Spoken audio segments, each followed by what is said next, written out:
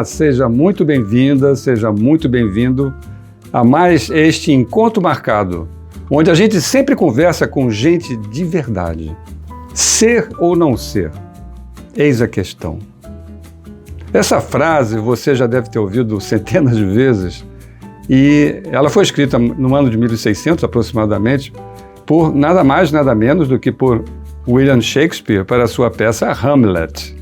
Sim, hoje o tema do Encontro Marcado é teatro. E eu tenho a grande alegria, a grande satisfação de estar recebendo hoje o ator, dramaturgo, artista plástico, homem de cultura, galerista, publicitário, homem de 7 instrumentos, uma figura humana maravilhosa, Álvaro Figueiredo, meu amigo Alvinho.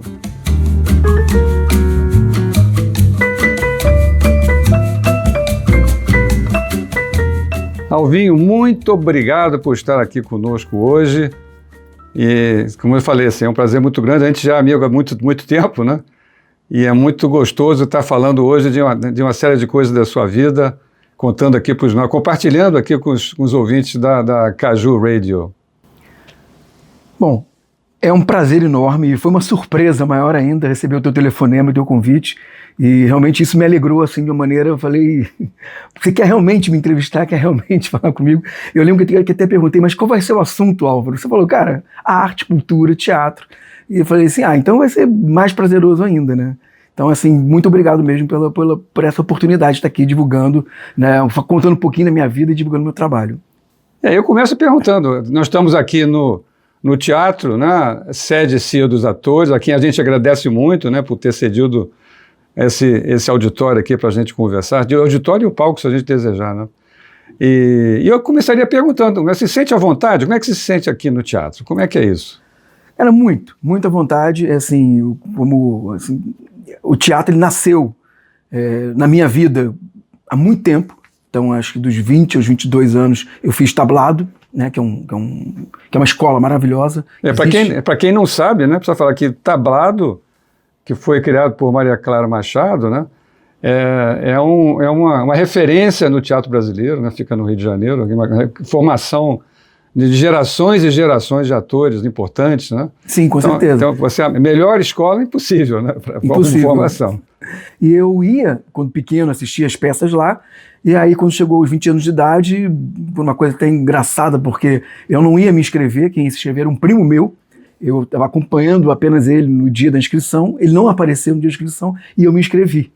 Então agradeço muito ao meu primo por nunca ter ido nesse dia se inscrever, e aí acabou nascendo a minha carreira de ator. Então eu fiz 2 anos lá, mas aí fazia engenharia, depois acabei mudando para comunicação, mas uma pressão grande para ter uma vida dentro dos padrões normais, né, de ter uma profissão, casar, ter filho, acabei abandonando temporariamente o teatro aos 25 anos de idade. E, também uma coisa, ironia do destino, como publicitário, e eu não era nem da criação, era da parte de atendimento, em 97 ou 98, o Luiz Vieira, o diretor de criação da OGV, onde eu trabalhava na época, fez um filme para a cultura inglesa e me cismou que eu poderia ser um ator daquele filme. Eu não entendi muito bem porquê, mas enfim, fiz o teste, passei, o filme foi ao ar, e dali começou uma carreira de ator de televisão para comerciais. Então fiz, 10, 12 filmes comerciais para televisão, algumas campanhas de revista, outras de jornal e tudo, e foi indo assim, mas nada voltado para o teatro, que era realmente o meu grande sonho. Quando em 2018 eu falei, não, agora está na hora de voltar. Voltei para o tablado, fiz 1 ano e meio de tablado, participei de todos os festivais, todas as peças de final de ano que tinha lá e tudo, e de lá para cá eu não parei mais. E em 2021, né, no final, ainda um pouco de pandemia, mas no final de pandemia eu conheci aqui, a gente está dentro da sede da CIA dos Atores, a CIA dos Atores que está há muito tempo em cartaz, assim, é um grupo para mim, é um grupo, né? É um coletivo. É um coletivo, enfim, de atores que eu admiro todos muito. E acabou que eu me fiquei mais próximo do César Augusto e do Marcelo Orindo também, mas mais do César, que virou o meu diretor, no sentido de que eu, esse ano, em 2025, estreiei uma peça autoral, uma autoficção, e eu chamei o César para dirigir. Então a gente está aqui dentro da sede, né, que foi que é ainda uma casa para mim de muito carinho, de muita lembrança, muita memória, muitas histórias. Esse palco aqui está na minha frente, assim, já estive aqui inúmeras vezes, já estive aqui sentado nessas cadeiras também assistindo palestras, cursos, residências, oficinas, milhões de vezes aqui, então é um prazer, assim. E sim, eu me sinto muito, muito, muito à vontade aqui. Alvinho, assim, uma outra curiosidade, né? Além das luzes aqui da Ribalta, né, o que o teatro ilumina dentro de você? Boa pergunta. O que ilumina dentro de mim? Como ser humano, né? Sim, como eu falei, assim, eu voltei para o teatro em 2018, né, e encenei temas, peças, né, personagens que não necessariamente tinham muito a ver comigo. E essa que é a delícia do teatro, né? Mas, assim, em 2019 eu comecei a escrever essa peça. Cobras, Lagartos e Minhocas. E eu senti que... Foi a primeira peça que você escreveu? Na verdade, mais ou menos, porque eu tenho outras duas peças, e essas outras duas peças nasceram de um livro. Okay. Eu escrevo, sou contista, me considero Foram contista. Adaptações de textos, literários seus mesmo, né? Sim, então eu peguei esse livro, que tinha 19 contos, um deles eu transformei numa peça, que está assim, vamos dizer... Ela estaria numa pré-produção, né? Já foram feitas leituras já tem mais ou menos o elenco, tem a direção e tudo, não tem ainda a produção. Então, um conto virou uma peça e outros 10 contos viraram outra peça. Legal. Essa está realmente em pré-produção, já está até tem até Lei Rouanet, já tá encabeçado, já está tudo certinho. Agora falta só correr atrás dos Mas o Cobras e Lagartos, então, é uma outra coisa, vem de outra... É uma outra coisa, exatamente. É uma peça que eu escrevi a pedido. Essa história é engraçada. Eu fazia em 2019, 2020, antes da pandemia, 2019, 2020, e até durante a pandemia, eu fiz uns encontros com a grande artista Camila Amado, né? Atriz, diretora, professora, filósofa, enfim. E aí era uma mistura de papos sobre teatro, papos sobre a vida, cada um falava muito sobre sua vida, era um ping-pong assim, muito intenso. Claro que eu, como bom ouvinte, adoro um caso, e a Camila tinha milhões de casos para contar. E aí, quando eu contava a minha história, ela dizia, põe isso no papel, transforma isso numa peça. Eu dizia, tá maluca, Camila, quem vai se interessar pela minha história?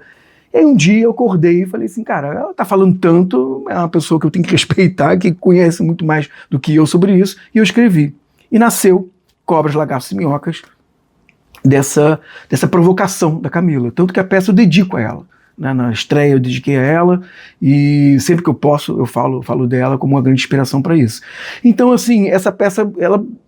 É meio louco dizer isso, que em 1h10, 1h15, eu consigo botar casos desde a minha infância, com 7 anos de idade, até o término do meu casamento, com 51 anos de idade. Então, assim, respondendo você, eu acho que essa peça ela ganhou o maior propósito meu como ator, eu acho que está dentro dessa peça. É onde eu consigo ter uma voz, ter a mineu fala. Eu acho que o teatro é muito isso, né? Acho que a gente, quando escolhe um personagem, às vezes a gente é obrigado, não obrigado, mas às vezes a gente quer fazer um personagem qualquer, por simpatia, mas eu acho que você dar voz a algo que está dentro de você, a algo que você gostaria de ter escrito, você gostaria de ter falado, né? Seja através de um personagem, ou seja, no meu caso, né? Através da minha escrita, eu acho que é o maior prazer de todos. Então, assim... É engraçado que você perguntou antes, né, se eu me sentia à vontade. Sim, eu me sinto muito à vontade. Sempre me senti muito à vontade no teatro. Aquela emoção de estar na coxia e tudo, aquilo ali dura... É muito mais uma ansiedade do que nervosismo. É meio louco falar isso. Eu não fico nervoso antes de entrar em cena. Não, eu fico muito feliz. Eu fico muito ansioso. Eu quero logo compartilhar aquilo ali com todo mundo. É diferente de televisão, é diferente de cinema, que é uma outra parada. Ali sim eu fico nervoso, ali. Porque no teatro tem uma plateia que está com você, que está ali para te ver. No cinema, na televisão, tem 40 técnicos esperando você não errar para irem para casa. Então, é uma outra parada. Essa é uma boa visão, né? Mas quando você está ali, você fala, meu Deus do céu, essas pessoas aqui dependem de mim, o diretor depende de mim, então ali você, no modo visual, você não pode errar. Você pode improvisar, você pode mandar o teu melhor, você tem que mandar o teu melhor, mas é uma outra pegada. No teatro, não. É como se você desse a mão para 60, 70, 100 pessoas e dizer assim, vem comigo. E isso, assim, não tem preço, não tem... Eu acho que eu nunca vou ser ator, porque eu morro de medo sempre de pensar em encarar a plateia. Você está encarando a plateia como, não é, seus amigos, né? Eu encararia a plateia como um monte de mas é ótimo críticos. Não, exatamente isso, assim, eu encaro como amigos mesmo. Você falou um termo que é assim, é como, claro, é uma arena, né? Estamos, quando é uma equipe, quando são vários atores, estão os leões ali dentro, tem os gladiadores e tem toda aquela plateia torcendo.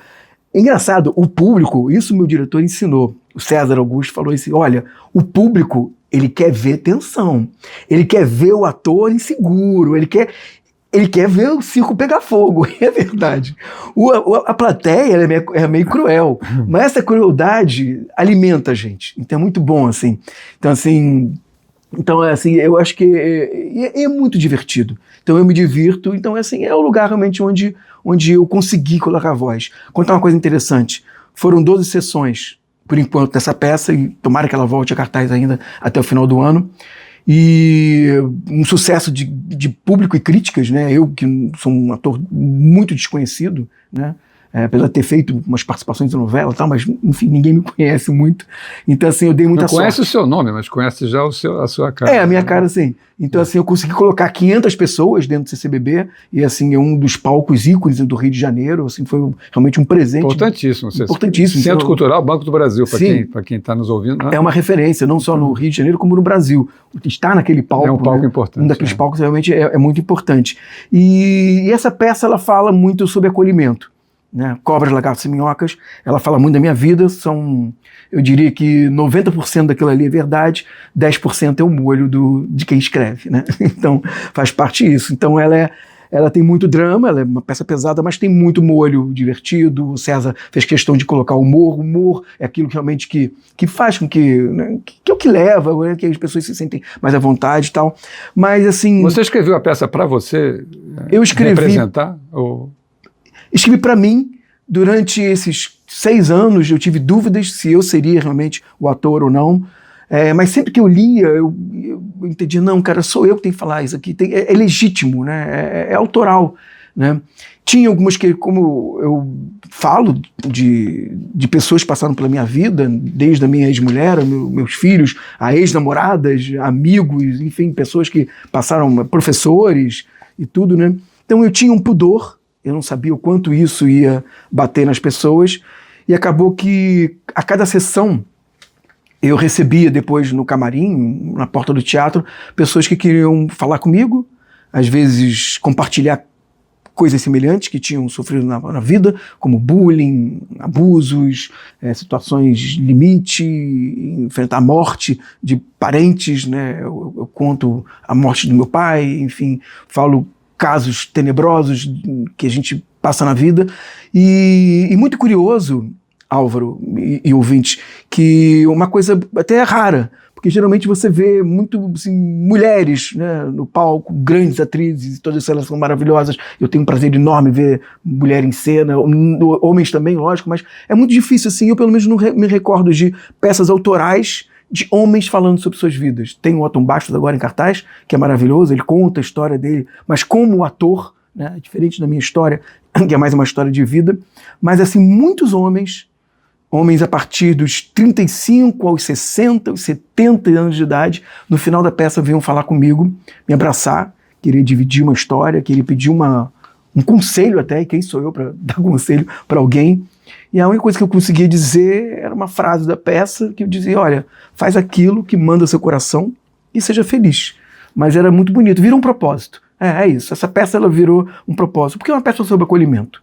Né? Isso aqui eu tenho assim, como autor, né, como dramaturgo, o que é mais importante, né? Assim, é uma mensagem que você está transmitindo. Eu sinto que nessa peça, especialmente, você tem, né, várias mensagens, né, dentro dela, né? Mas assim, é a mensagem, é a força do personagem, é a relação com o público que você espera. Como é que esses ingredientes se compõem, né? Vão se misturando, né? Esse era a minha maior dúvida, né? E o César, quando a gente fez a primeira leitura, eu li para ele, tomei coragem, porque eu tinha que tomar coragem de ler para um diretor do tamanho dele, do peso dele, e ele falou o seguinte, olha, nosso maior desafio é afastar o Álvaro disso? Porque seria muito fácil. A gente até pensou, ele até falou um dia, desculpa, assim, Álvaro, Alvin, né? Você pode fazer essa peça da seguinte maneira: você senta numa cadeira e fala tudo isso. Você pode fazer isso, não tem o menor problema. A peça está pronta, vai virar, e você pode até sair por aí, por empresas, pode sair por colégios, pode sair por onde você quiser, e dar o seu depoimento de vida, que é muito interessante, e é muito tocante, e tudo bem. Mas não seria teatro. Mas não seria teatro, exatamente, esse é o ponto, e como você falou no início, né, do nosso papo aqui, hoje o assunto é teatro.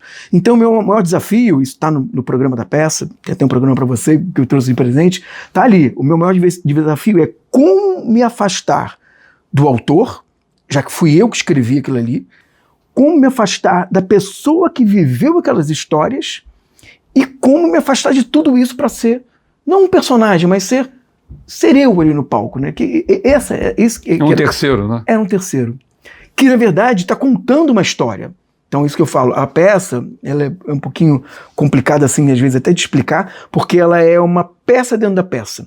A peça começa com um espectador, ele pode sair da plateia, ele pode sair da coxinha, ele pode sair de onde ele quiser, dizendo assim, eu me lembro como se fosse hoje. Eu estava bem aí, ele aponta para a plateia e diz, eu estava bem aí, quando... E aí ele conta toda a peça. Só que quando ele vai contar a peça, ele vira personagem da peça e vai até o final. E as outras, você está falando de Cobras e Lagartos agora, Sim. Né? E as outras duas peças? As outras duas peças, então, uma chama-se Casal de Namorados de uma Tarde Bucólica. Já falei antes do nosso bate-papo, estava falando um pouquinho sobre minhas referências literárias, né?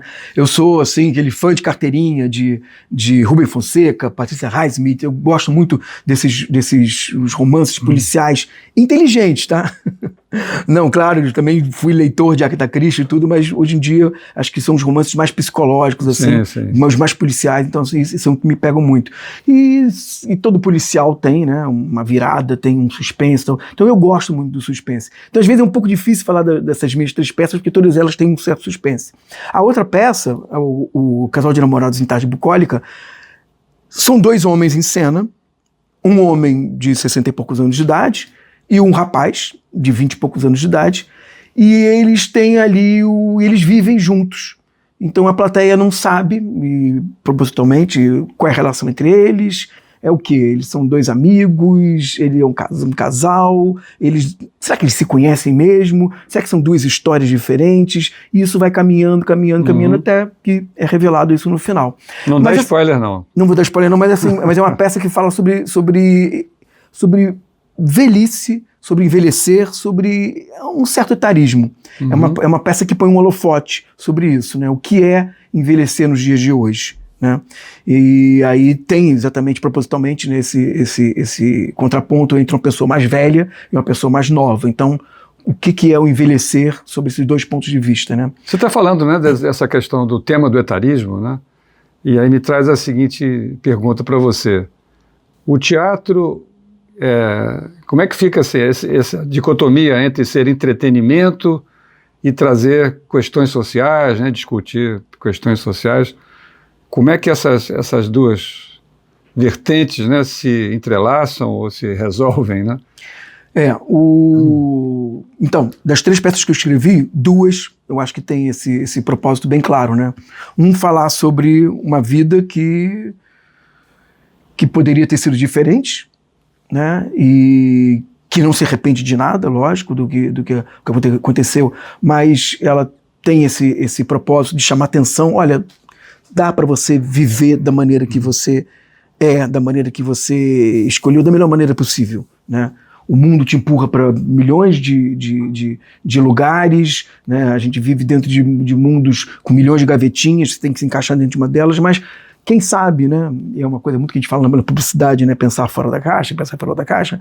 Então, às vezes, viver fora da caixa pode ser a melhor solução. A outra peça, sim, fala sobre etarismo. A terceira, não. Fala sobre histórias, assim, perversas, sobre pessoas de classe média e classe mais baixa do Rio de Janeiro, pessoas que vivem, assim, geralmente em bairros como Catete, Glória, Tijuca, bairros mais de classe média. São histórias, tá?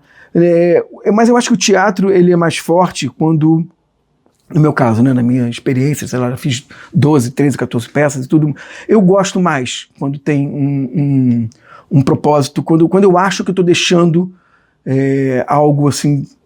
Não sei, a mensagem é a palavra, né? Assim, para a plateia. Eu acho que quando ele sai dali pensando em alguma coisa, riu, se divertiu, ou chorou e tudo, isso é bacana, mas quando sai dali, diz assim, cara, ele falou uma coisa ali que me pegou, que ele não tinha pensado ainda, ou, nossa, eu vivo com uma pessoa que passa por isso, nunca vi sob esse ponto de vista. Eu acho que o teatro tem um pouco essa função, que não deixa de ser uma função social, mas também muitas vezes pode ser política, né?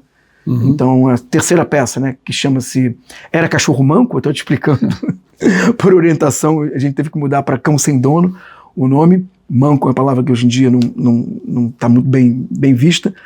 E é uma peça que põe também um holofote em cima dessas pessoas mais marginalizadas, pessoas que acordam com angústias, ou que acordam sem saber o que vão fazer da vida, enfim, são esses seres, né, os seres que habitam essas grandes cidades. São 25, sei lá, 30 personagens, tem desde um assessorista de um elevador, né, de um prédio da cidade em que vai virar um elevador automático e ele vai perder o emprego, até um casal onde um pastor está casado com uma mulher trans e vai comprar um apartamento na Vila Atlântica, e enfim, tem personagem muito louco, né? Tem um casal. E uma coisa muito engraçada, tudo que eu escrevo é inspirado em fatos verídicos.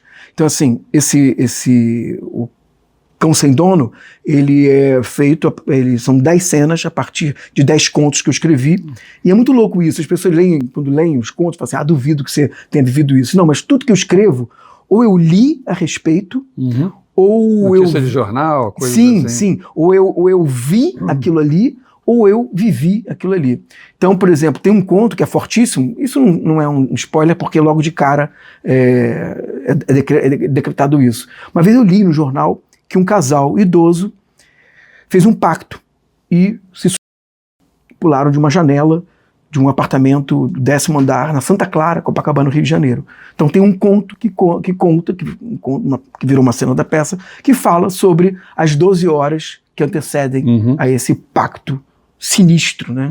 Que é até o nome de um livro da Patrícia Highsmith, que virou filme do Hitchcock, mórbido, louco, que duas pessoas dizerem, olha, chegamos ao final da nossa vida, a vida realmente não serve mais para nada, né? Vamos acabar com isso. Só que no meu caso tem uma reviravolta também que eu não posso contar, vocês têm que esperar a peça em cartaz. É engraçado, há muitos e muitos anos atrás, eu vi o grande Rubens Correia, ele, ator, né? E o Rubens, ele estava encenando o Gogol, que era o Diário de um Louco, na peça de Diário de um Louco, que nessa peça, a estrutura da peça é um funcionário público russo lá que vai ficando louco. Ele enlouquece em cena, né? O cara vai né? Você está contando a história, né, do casal esse drama, né, das 12 últimas horas, esse personagem lá do Rubens Coelho fica louco. Eu tive assim, a chance na época, por amizades e tal, de visitar, de dar um alô para o Rubens depois do espetáculo, e ele estava louco, ele estava completamente transtornado, né? Transtornado, com os olhos, não era aquilo que a gente estava vendo em cena, não tinha passado, né? E ele comentou com a gente assim, gente, eu só volto mais ou menos a uma certa normalidade lá pelas 6 horas da manhã e tal, assim, que eu fico nesse estado aqui, é horrível. Ele fazia essa peça, acho que na época era 5 vezes por semana, sei lá quantas sessões, né?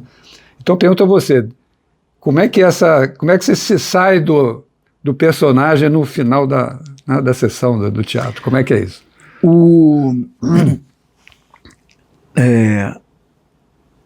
Nesse Casal de Namorados, Uma Tarde Bucólica, como eu falei, ele veio de um conto e eu adaptei primeiro virou uma cena e depois virou a peça. A cena eu já encenei nesse mesmo teatro aqui.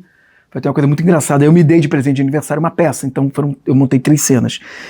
E ali já era um pouco estranho, porque meu pai morreu em 2013, e essa peça eu encenei em 2023, então 10 anos depois. Não era homenagem a ele, não, mas tem a questão do etarismo, tem a questão do Alzheimer também passando por ali. Meu pai já estava com alguns sintomas e tudo. E era uma cena atrás da outra. Eu tinha uma certa dificuldade às vezes, e é um sketch, né? Então quando acabava, e o final dessa cena é um final pesado, a cena ela é engraçada, mas o final é pesado. E eu, quando acabava, eu ficava sozinho em cena. É engraçado que eu tô aqui na plateia, quase que me vendo nesse palco, porque eu encenei aqui. E eu lembro que eu tinha que fazer uma modificação das cadeiras, e descia um telão e passava uns vídeos que eu gravava quando eu era adolescente no meu quarto, com uma câmera daquelas camicórdias de como é que é? VHS, né? Uhum. E eu lembro que nesse dia eu fiquei assim, meio atordoado, porque eu falei assim... Uma coisa é você ensaiar, né? Outra coisa é você fazer isso na frente de 60 pessoas, né? Então ali me bateu estranho o negócio. Tanto que eu esqueci de arrumar uma das cadeiras, depois tive que resolver sozinho isso depois em cena. E aí depois pensando no dia seguinte, claro, veio uma adrenalina e tudo, e das 3 cenas. E olha que a peça terminava com a cena que era pura comédia. Pastelão, engraçadíssimo e tal. Um conto da Dorothy Parker. Você Estava Ótimo, era o nome do conto. Mas assim, a primeira é a que ficou mais na cabeça. E é engraçado, as pessoas vinham falar comigo. Eu falei assim, cara, foi muito curioso ver você fazendo essas 3 cenas, mas a primeira, ela tinha uma coisa ali é porque tinha verdade, né? Eu acho que, então quando tem verdade, eu imagino que o Rubens Correia, em algum momento da vida dele, ele devia se ver um pouco como aquele funcionário, um pouco naquela angústia. Você não consegue cortar isso de uma hora para outra. E no Cobras, Lagartos e Minhocas, então, aí era mais difícil ainda, né? Então a peça terminava, toda a sessão eu segurava um choro, que era uma coisa engraçada também, porque eu chorava muito nos ensaios. Muito. E o César dizia o seguinte: ô cacete, ou você chora ou você não chora, não vai ficar aqui nesse meio termo. Eu falei, porra, César, não é fácil. Ele falou assim, eu sei que não é fácil, mas tanto que não é fácil que a gente tá aqui para resolver isso, né? Se vai chorar, chora. Agora, não fica essa coisa no meio do caminho, né? Porque ou você carrega a plateia ou você deixa a plateia quieta. E aí, todo final de peça, eu saía pela coxia, e a última frase que eu falava era uma frase que dava um gatilho muito forte. Mas você vai acostumando, né? Então eu não podia ir muito longe, porque logo eu era um único ator, então logo em seguida eu tinha que voltar para agradecer. Então eu falava, corria, dava 5 passos, dava uma choradinha e voltava com outra cara já para agradecer. Mas fica, tanto que eu ia pro camarim e eu dizia, meu Deus do céu, que loucura isso, né? Eu contei essas histórias todas, né? E você vê a plateia no final, né? As pessoas se emocionavam, né? Se emocionam e tudo. Fica, então dá uma coisa assim meio... Eu acho que qualquer personagem. Uhum. Mesmo, por exemplo, eu me considero uma pessoa boa, pessoa de bom coração, um pouco ingênua e tudo. Eu acho que se eu fizesse, sabe, uma coisa maquiavélica, um vilão e tudo, eu acho que mesmo assim, que tem, todo mundo é um pouco. Se você não é na realidade, você é na fantasia, né? Então, imagina, eu sou aquele cara que eu pego uma bicicleta elétrica para ir pro mercado, eu vou xingando Deus e o mundo no caminho. Ô, seu filho da mãe, você não sabe que não pode avançar o sinal, sai daqui, da calçada. Então, a gente vai, uma cidade como essa, como o Rio de Janeiro, angustia a gente, né? Catapulta a gente para ser uma pessoa ruim, mas a gente resiste sendo uma pessoa boa. Mas enfim, sim, a gente carrega isso, não tem como. Acho que o Rubens Correia depois ele fez Artaud também, parece que aí ele enlouquecia mais ainda, né? Então assim, é difícil, eu imagino, né? Então, e o ator tem a soberba, né? O ator tem a vaidade. Então, assim, acho que ele até gosta disso, de viver o personagem, estou nele ainda, ou será que não estou? Então, né? Por exemplo, eu sou um cara que eu não sou muito cara de ficar no camarim muito tempo, não. Eu sou tão ansioso que eu chego no teatro, me visto e já quero entrar em cena. Não sou aquele que fica 3 horas esperando chegar. Não. Se preparando? Não gosto. Eu lembro que várias peças que eu fazia aqui, a gente, né, sempre, né, faz a roda, deseja sorte para todo mundo, merda para todo mundo e tal. E às vezes ele levava 10 minutos para abrir a porta, para o público entrar, para o público começar. Aquilo ali já estava, meu, ansiedade máxima. Eu já estava lá louco para falar. É compartilhar, meu negócio é compartilhar mesmo. Agora, sobre a questão, assim, falar um pouquinho de criatividade, né? Você, durante muitos anos, né, tem trabalhado, ainda tem um pezinho ainda no mercado publicitário, às vezes, né? ainda dá seus pitacos lá. Como é que essa criatividade aplicada, né, do mundo enfim, da comunicação publicitária e tal, e essa criatividade mais solta, né, com menos paredes, né, com menos barreiras, etc. O que você trouxe, né, de todos esses anos né, que você tem de criação, né, apesar de você não ser um criativo, né, estrito sensu, mas assim, está dentro de um processo criativo permanente, né? Sim. O que você trouxe de lá para essas facetas teatrais? Muito curioso isso, cara. E eu já pensei nisso uma vez. Cara, é ótimo você perguntar isso, porque eu estudei a vida inteira, praticamente, num colégio religioso, onde a disciplina era uma coisa assim, sabe, muito cobrada. E eu sou um cara disciplinado, dentro do possível, e obediente. Então, assim, eu gosto de regras, né? Então eu prefiro lidar com as regras do que não ter regra nenhuma.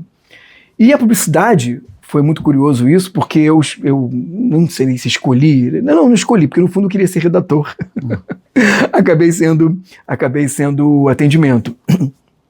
Mas o atendimento, por incrível que pareça, ele é um dos mais disciplinados, porque ele é aquele que organiza tudo, né, dentro, mais ou menos tudo, né, dentro da agência, claro, com toda a equipe junto, né, para poder levar o melhor trabalho para o cliente. E ainda mais curioso, então assim, eu tive essa formação de disciplina. Eu escolhi uma profissão onde a minha função era ser disciplinado, era ser organizado, era ser rígido ali com as normas. E para piorar a situação, eu durante 15 anos atendi um cliente. O mesmo cliente. Muito bom. O mesmo cliente. O mesmo cliente. Não só esse cliente, mas atendi. Não, atendi vários, mas atendi principalmente esse cliente durante 15 anos, que era um cliente enlouquecido com regras e processos. Quando eu entrei, né, nós trabalhamos juntos na FCB, quando eu entrei na FCB, na época ainda era Giovanni, já era Giovanni FCB, até 2006 ainda tinha uma certa liberdade, a gente criava as coisas aqui no Brasil, no Rio de Janeiro, aprovava aqui no Brasil. Para esse cliente. Para esse cliente específico, tá? Depois de 2006, a coisa globalizou de uma maneira que aí vieram 500 metodologias, 500... E aí a gente tive que aprender, né, para sobreviver, então fiquei mais 5 anos ainda dentro desse rigor. E era realmente uma coisa muito engessada, né? E os gringos gostavam de mim, é uma conta multinacional, os gringos gostavam de mim porque eu obedeci o que eles pediam, claro, do jeitinho brasileiro, mas fazia isso. Na escrita aconteceu a mesma coisa, olha que coisa louca. Eu consigo escrever, então eu consigo botar aquilo no papel, tudo aquilo que vem à cabeça. Eu nunca fiz curso, né, nunca estudei. Fiz, né, como é que chama? Oficina de texto, né? Acho que na faculdade tem isso, né? Matéria, redação 1, redação 2, alguma coisa assim. Mas uma coisa muito rápida, 1 ano no máximo, né? Mas hoje em dia eu uso mal ou bem um método, que é colocar tudo no papel e depois eu vou, né, como todo mundo, né? Mas vou limpando e vou tendo um certo rigor nisso aqui. Então, assim, o rigor da vida e o rigor da disciplina na publicidade, eles me ajudam muito na escrita. Eu sei que a cada vez que eu leio, eu vou eliminando aquilo que realmente que o cliente, no caso, hoje em dia, o público não precisa ouvir, ou não gostaria de ouvir, ou não é para ouvir mesmo. Então, assim, eu acho que isso, a minha carreira e a minha formação me deram. Então, assim, eu consigo explodir na criatividade, mas depois eu consigo transformar ela. Tanto que o Cobras, Lagartos e Minhocas, a primeira versão, tinha 42 páginas. Hoje em dia é um monólogo com 18. Então, e 1h10. Imagina, a primeira vez que eu li, eu fiquei sem voz, quase 3 horas lendo. Eu falei, gente, foi o menor sentido isso, né? E aí você vai entendendo, mesmo, né, em poucas técnicas, vamos dizer assim, técnicas didáticas mesmo, nunca estudei isso, mas a disciplina me deu isso. E a disciplina do estudo também, né? Então, assim, eu sou isso me considero um muito bom aluno de teatro nesse sentido. Eu adoro ensaiar. Eu adoro seguir as técnicas que me explicam, porque como eu não tenho uma formação acadêmica. Tem não, de teatro. Não, assim, acadêmica, assim, tá bom. De teatro, falando. Hoje em dia você pode fazer tem curso superior de teatro. Exatamente. Tá falando, você faz um Martins Pena, você faz um Rio, você faz Macau, você faz, nem lembro mais que outra, e eu não fiz isso. Então eu sou aquele chato no sentido de que você põe um diretor na minha frente, se ele é bom, eu sugo tudo que ele tem. Aí eu sou o cara que chega no ensaio, primeiro a chegar e deixar, sou o último a sair. Fora do teu trabalho autoral, o que você lembra assim de marcante, né, como ator de outros, né, enfim, nas outras peças que você fez, ou no cinema, né, nessas curtas que você falou? O que você lembra assim de marcante, assim, o que te ajudou, né, que acumulou, né? Sim. Acumulou algum saber, né, alguma experiência a mais nesse aprendizado que você está descrevendo?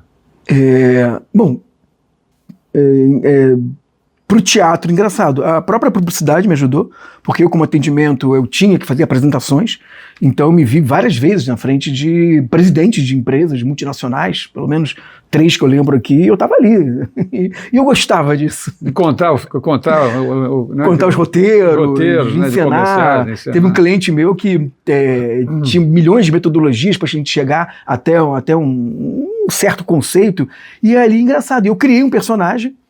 O produto era um produto de consumo, era um biscoito, era um clube social, enfim. E aí tinha toda a estratégia para chegar no consumidor típico e tal, e eu encarnei um personagem e contei como é que era o dia a dia daquele personagem. E a diretora de marketing na época se apaixonou, queria que eu contasse isso para o presidente da empresa, que era um americano, enorme, o cara parecia um mariner. Eu ensaiei, botamos em inglês o texto, eu ensaiei aquilo ali enlouquecidamente. E acabou que no dia ele não foi, enfim, só fiz para a plateia, que era o pessoal do marketing lá mesmo, de novo, mas foi maravilhoso. Olha, tem uma coisa que foi muito marcante. A primeira participação, a primeira participação que eu fiz em novela na Globo foi muito louco, porque eu estava em casa um dia, já tinha feito o cadastro na Globo, sei lá, uns 3, 4 meses, toco o telefone, acho que era domingo à noite, se não me engano, e era uma diretora de elenco da Globo dizendo que tinha uma participação para eu fazer com nada mais nada menos que a atriz principal da novela, que era a Giovanna Antonelli. E eu falei, caraca, e era uma cena ótima, uma cena de 1 minuto e meio, para quem sabe, né, primeira participação com 1 minuto e meio e fala, era um diálogo, era um bate-bola, eu e ela. E aí o que eles fazem? O que geralmente a televisão faz? Ela te manda o roteiro, ponto. Não tem muita indicação do que você tem que fazer ali. E aí eu li aquilo ali, né, como estudioso que eu sou, eu falei, gente, eu posso fazer esse personagem de pelo menos 4 maneiras diferentes. Como é aquela história da Camila que falou, que você está acabando de lembrar aqui agora. O que é o teatro? Você falou, tem um roteiro? Porque a Camila dizia, não, eu não dou aula de teatro. Mas não, como não, Camila? Eu estou aqui para fazer aula de teatro. Não. Teatro é muito simples. Você decora o texto, respira no ponto e não esbarra no cenário. O resto, meu amigo, é besteira. A gente ri. Então na Globo era só o roteiro. Era só o papel. Era só o papel. Aí eu falei, gente, e a cena era muito... O que era a cena? Era um senhor, isso tem 4 anos, era um senhor que tinha sofrido um golpe pelo celular, pelo WhatsApp. E a novela era Travessia, a Giovanna Antonelli fazia a delegada, que era um personagem super famoso, já tinha feito esse personagem, acho que em outra novela, antes, e eu estava ali para, né, fazer o meu BO com a delegada, né? E eu podia fazer aquele personagem... BO, boletim de ocorrência, para quem não boletim sabe. De ocorrência, na delegacia, com a delegada. E aí eu poderia fazer aquilo de uma maneira tímida, de uma maneira ingênua, de uma maneira raivosa, de uma maneira sem noção, eu poderia fazer 500 maneiras. Como que eu ia fazer aquilo ali? E todo mundo sabe que conta, né? A lenda, e realmente é verdade. E é assim. Gente, a Globo grava 30 cenas num dia, dentro de um estúdio. A minha era apenas uma daquelas cenas. Aí eu falei, gente, eu tava com todas as possibilidades na cabeça, né? Bom, vou fazer... E aí entramos no estúdio. Graças a Deus, ela entrou na minha frente, ela me cumprimentou, ela nem sabia que eu seria o senhorzinho lá do golpe do WhatsApp. Quando nós sentamos no cenário da delegacia, a mesa dela, ela sentou, super simpática, muito simpática, e eu sentei ali com um texto, eram umas 8 falas na cabeça, assim, umas 8 frases todas decoradas já, e nervoso, não posso esquecer. Ela virou e falou o seguinte, vamos ensaiar? Olha, foi a melhor coisa do mundo. Porque aí ela fez o que ela quis, eu fiz o que eu quis, eu já estava, por acaso, com o microfone, o diretor já tinha escutado o ensaio e ele virou e falou assim, Giovana e Álvaro, tá perfeito, é isso. Então assim, eu acho que eu entrei com o pé certo na Globo, e daí vieram outras participações, graças a Deus, lógico, já participei de novela, fiz 10 capítulos de uma novela, foi o melhor presente também, essa foi a maior experiência, mas esse pontapé foi muito bom. E recentemente, acho que há 2 meses, eu fiz uma participação também num filme, que acho que vai ser um super filme, chama-se Macunaíma 21, então não é uma refilmagem, é uma nova versão do filme Macunaíma, da década de 80. Mas baseado no livro do... Baseado no livro, exatamente. Com uma nova versão. E eu participo da famosa cena que tem a feijoada lá. Na cena original passada no Parque Lage, e come carne humana e tudo. E agora foi um pouquinho diferente. E eu tava lá, Letícia Spiller, e ao lado dela, e tinha um outro ator francês. Enfim, uma super produção, um cenário gigantesco. Foram 2 dias de gravação. Realmente uma experiência. E eu todo fantasiado, porque eu sou um passarinho, uma coisa muito louca. Tem que esperar para ver o filme. Mas vai ser lançado, se eu não me engano, acho que só em final do ano que vem, ou talvez em Cannes, de 2027. Então aí tem um tempo pela frente. O timing do cinema, né? Das grandes produções. Assim, e esperam realmente para serem lançados juntos com os festivais, então tem isso também. E aí, projetos para o futuro? O que está na mira aí? Bom,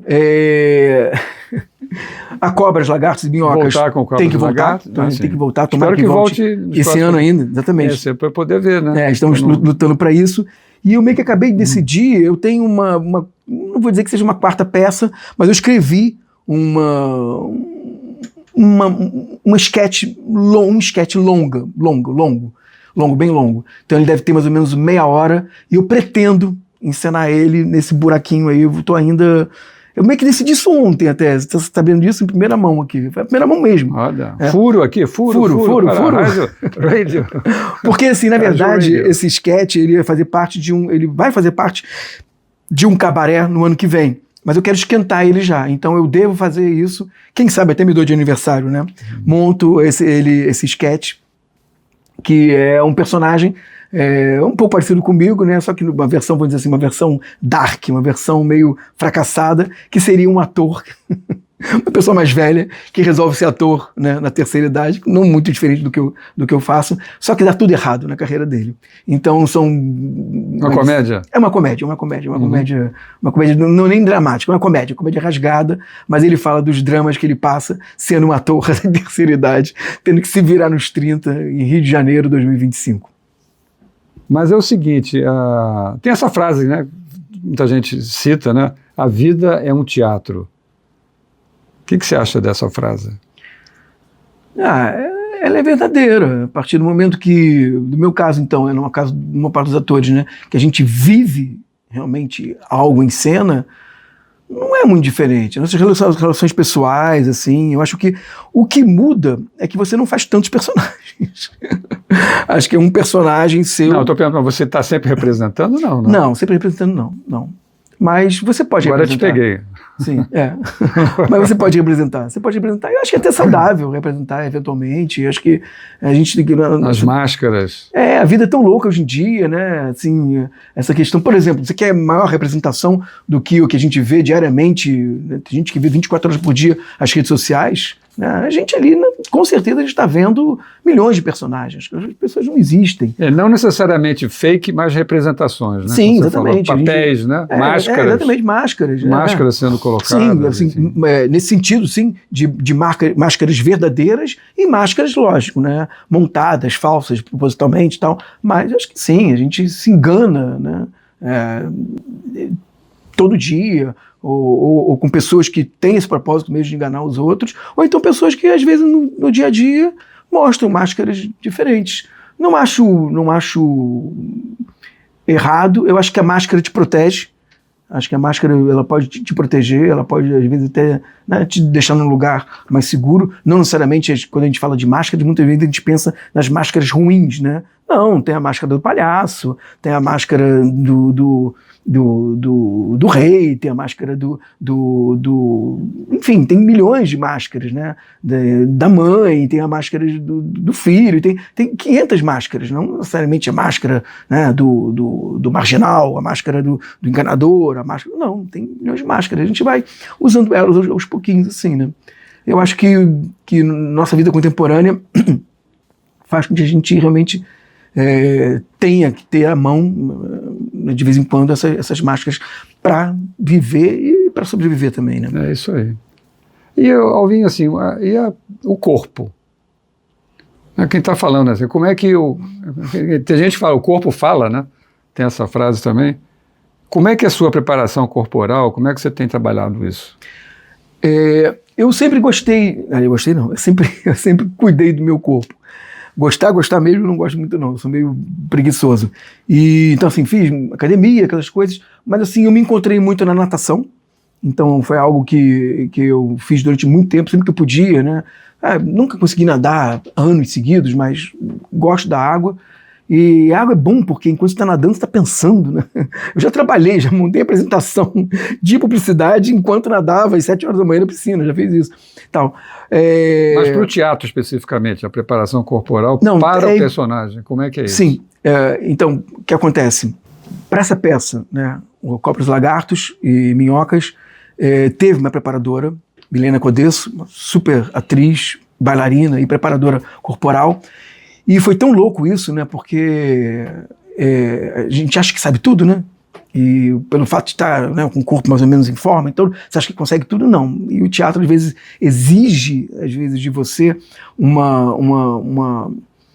não só você tem que estar disponível, seu corpo tem que estar disponível, como você, às vezes, você tem que alcançar um objetivo físico. Por exemplo, nessa peça, eu dou cambalhota. Nessa peça, eu rolo no chão, eu simulo uma briga. Então, eu fico em duas... Eu jogo futebol na peça. Eu que não jogo futebol.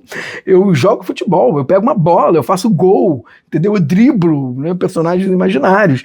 Eu acabo eu emagreci 2 quilos no final da temporada. E eu não sabia por quê. Gente, mas eu tô comendo bem. Por quê? Porque eu realmente... Então, e a Milena me ensinou coisas assim fundamentais. Eu descobri uma coisa muito louca. E é muito louco isso, porque o meu filho é igualzinho. A gente anda errado. Assim, eu andava, claro, a gente anda assim, né? Não sei se dá pra pegar com a câmera. Eu descobri que muitas vezes eu ando assim. Ah, é? Pois é difícil. É mais difícil ainda, mais difícil, né? Como se fosse um boneco pra frente e pra trás. Eu já reparei que meu filho às vezes faz isso também, né? Uma coisa do corpo, né? Então eu falei assim, Álvaro, primeiro vamos aprender a andar. Então eu ficava nesse palco andando que nem um louco, tendo que pensar, né? Pé direito com o braço esquerdo, pé esquerdo com o braço direito. A coisa mais banal, a primeira coisa que a gente faz na vida, né? Acho que a gente começa a falar, depois começa a andar. E aí eu descobri que eu não fazia isso como deveria, né? Mas muito, né? O diretor dizia que... de você... assim, eu me sentia mais alongado, eu me sentia mais, meus braços, né, parecia que, ainda mais no monólogo, né, você tem que literalmente ocupar o espaço inteiro, né, então fazia isso e tal. E aí juntou a isso, né, 2 atividades que eu gosto muito de fazer, uma eu tive que parar recentemente, mas pretendo voltar, que é a acrobacia aérea, que é uma loucura que eu inventei exatamente. Então eu me descobri na lira, pra quem não sabe, é o lira, circo, né? É o Além circo. disso, é o circo. Exatamente, tem o curso de palhaço, fiz palhaçaria também, fiz 1 ano de palhaçaria, mas assim, então a acrobacia aérea te dá um preparo físico maravilhoso. Não só de alongamento, como de força, né? Então eu me descobri uma pessoa forte aos 60 anos de idade. E faço, e é sempre muito engraçado. Todo lugar que eu frequento, geralmente eu sou o único homem, geralmente sou na atividade física, eu sou o único homem. Então na acrobacia eu era o único homem e o mais velho. Então era eu e bando de meninas lindas, maravilhosas, de 22, 23, 24, 25 anos de idade. E eu fazia as coisas que elas faziam, não tudo, lógico. Eu não tenho a total flexibilidade, mas a força eu tenho. Então a acrobacia me ajudou muito, e hoje em dia eu faço uma coisa mais funcional e tudo, mas isso é balela, quem diz que não precisa, precisa sim. O palco te exige um esforço físico, um desenhar de movimentos que a gente não tem isso no nosso dia a dia. E tem que aprender, precisa aprender.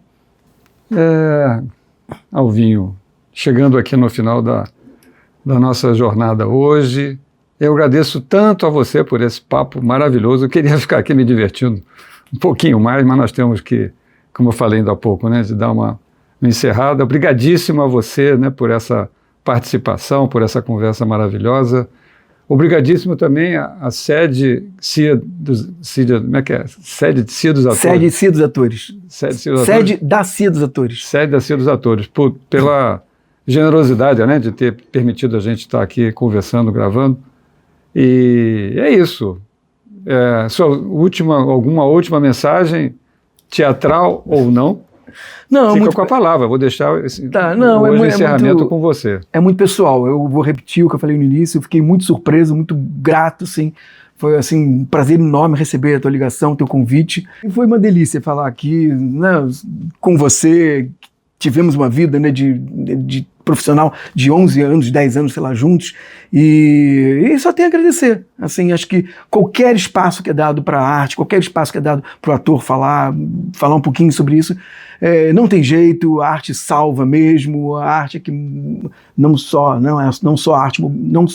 a arte que mobiliza o mundo, mas ela também mobiliza o mundo, ajuda a deixá-lo mais leve, a questionar mais as coisas, né, fazer a gente abrir mais nossa cabeça, nossos ouvidos, nossos olhos para tudo isso. A arte ajuda muito isso, então qualquer espaço para arte é muito bem-vindo. Queria mandar um beijo para todos os brasileiros de Austin, os brasileiros que não estão em Austin, os americanos que eventualmente venham também a assistir ou ouvir o programa, e é de coração. Eu estou muito grato mesmo, um beijo grande, muito obrigado. Isso aí, valeu, Alvinho, um grande abraço. Um grande abraço para todos, muito obrigado pela sua participação, muito obrigado pela sua audiência, e até o próximo encontro marcado aqui pela Caju Radio. Grande abraço.